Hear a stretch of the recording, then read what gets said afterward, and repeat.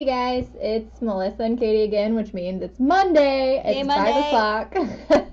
And it's time for season 1, episode 6 of Last Week in Stem Cells with, like I said, me and Melissa. Sweet.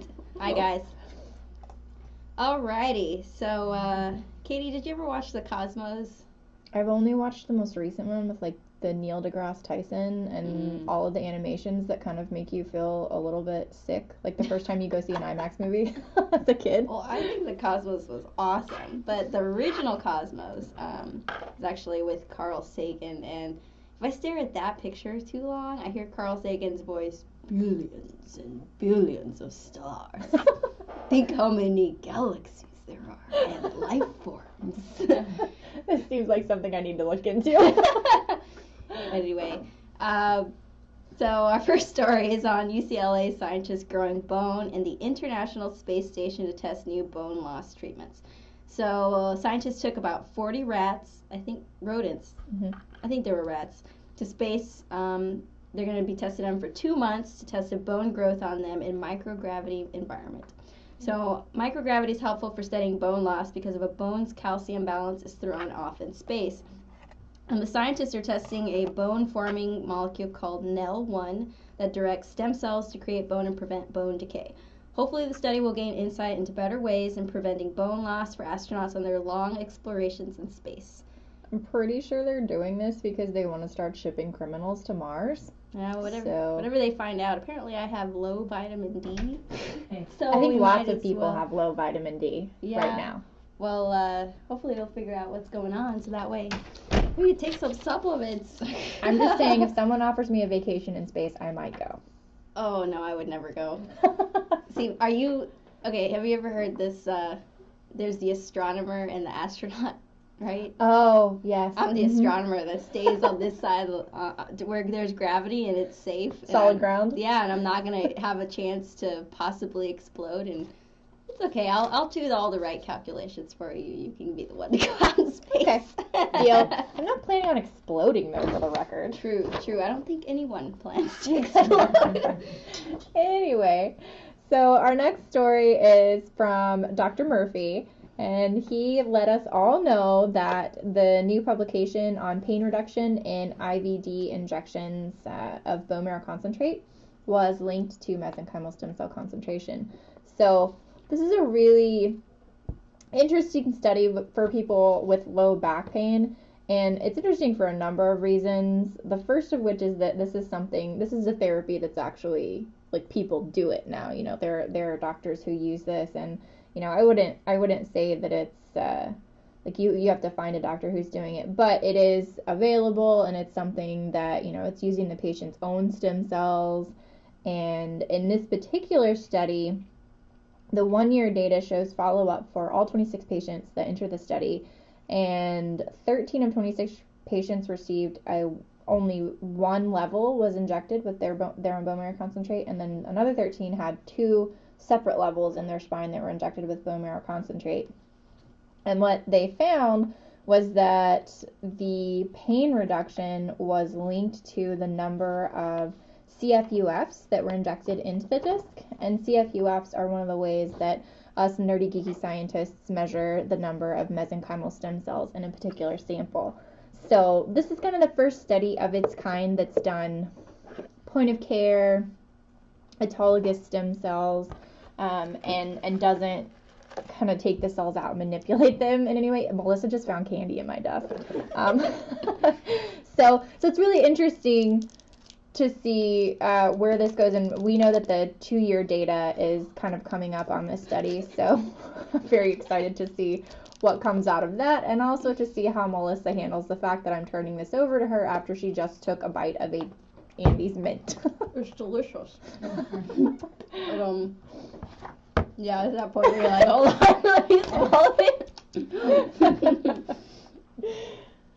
Okay. Whew. Chocolate mint.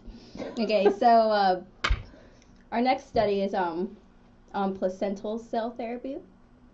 So this type of therapy is a trending topic in the science world. We're starting to see it all over the news as something new kind of coming out. An Israel-based company called Cel Therapeutics has been causing a stir Pluricem takes cells from human placentas that are donated at the time of delivery, not stolen. And they expand That's what them. they say. They're expanded and modified using some kind of proprietary 3D technology and specially designed bioreactors. I like that they all say it's a proprietary special bioreactor when I think we all know it's the same bioreactor that came out of NASA like 5 years ago. Anyway, moving on. These cells are referred to as PLX cells, and they are designed to be injected into muscle. They are currently in clinical trials. So, do we know what they're injecting them into muscle for? I know you may not know that. I don't know currently, but it's something we could look up. Yeah, I was just curious because seems like it's not an obvious application to take cells from a placenta and inject them into a muscle. Whatever. People are trying things. Science is happening, y'all. All right. So this next story is another interesting application of iPS cells. So there's a group out of Japan that's growing iPS cells in sheets, and they were using them to revive function of hearts in rats. And just in case anyone was wondering, rat hearts are actually a lot smaller than human hearts. So no kidding. So this technology is probably a little bit further off from being used in humans. But they engineered the mouse iPS cells and then grew them into the cardiac cell sheets and put them into the hearts. And a month after the transplants, the scientists saw that they were analyzed the movement of protein molecule in the engineered cardiomyocytes and associated it with heartbeats, showing that transplanted sheets were beating in the same cycle as the heart muscle, which means that they were incorporated with the native tissue and might be a viable option for treating people post heart attacks. Yeah, that's really important because a lot of the times when cells are incorporated into an existing environment, that beat is just off. Yeah, that's true. That's true. And that's been one of the problems that people have had in the past in looking at lab applications of this type of thing. So it'll be interesting to see where that goes and, when it gets incorporated into larger animal models. Yeah. All right. So this story comes from Miami, Florida, where stem cell trials that are funded by the Department of Defense are trying to change the way burn victims are treated. So the treatment, if successful, could revolutionize burn care by decreasing the need for reconstructive skin graft surgery. So for the trial, the wound is topically covered with a thin protective dressing of some sort, and mesenchymal stem cells are harvested from the donor's bone marrow and then injected underneath the coating into the wound to regenerate the outer and inner skin layers. And patients are said will receive treatments every 2 weeks using the grown-up and previously frozen mesenchymal stem cells that were taken from the initial pool, I guess. So this is a 2-year study that will hopefully answer questions like, how long does the wound actually take to completely heal? I mean, we don't really know these kinds of things. What is the probability of the stem cell injection, to be rejected? I think that's pretty low. Who are the best candidates for this kind of treatment? How many treatments are necessary? They say, every 2 weeks, but maybe it would be completely healed within 6 months. You just never know. Yeah. My question is, would the cells need a scaffold or some kind of specific dressing in order to be effective? And so, yeah, I mean that's a good question. I'm kind of excited to see the results of this study because they're looking almost at 2 different ways of using cells, because they have the initial use where they've just now pulled the cells out and they're kind of using them immediately, and they're also preserving them and growing them and using that for the subsequent treatments. So I think there's a lot of good information that'll come out of this study. It's going to be cool. Definitely. All right, so our next news story comes directly from the FDA, which, that's one of our favorite things to talk about around here. So a lot of people who have orthopedic surgeries that involve any type of bone injury or disease, they often get bone void fillers or bone graft substitutes. And if you're the majority of patients, your doctor says, I'm going to use this stuff called a synthetic material to help you heal whenever we do this surgery, and you don't really ask questions beyond that.